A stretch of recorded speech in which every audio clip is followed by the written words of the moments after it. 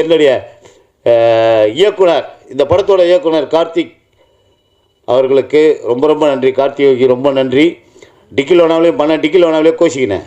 என்னப்பா என்ன 13 நாள் கேட்டு 3 நாள் தான் வச்சு இது பண்ணிக்கிறீங்கன்னு ரொம்ப சண்டை. நான் இருந்தால் அடுத்த படம் பண்ணிக்கலாம். நான் என்னதான் அடுத்த படம் பண்ண போகிறீங்க? 2 3 படம் விட்டேன் தெரியுமா உனக்கு?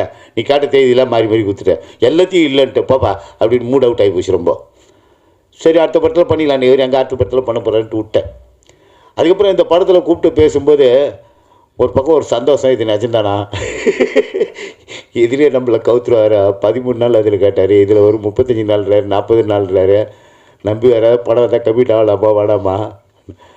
சந்தானம் படம் நடிச்ச படம் கூட 4 சீன் நடித்தாலும் நறுக்குன்னு ஆகிடும், நம்மளுக்கு லைஃப் சேஞ்ச் ஆகிடும். இதுதாங்க உண்மை. சந்தானத்து கூட நடித்தேன்னா எனக்கு லைஃப் அப்படின்றது என் மனசு பாதிக்குது. ஏற்கனவே சின்ன சின்ன வேஷங்களாக பண்ணிட்டு வந்தேன், இதில் நல்ல வேஷமாக இருக்குது அப்படின்னு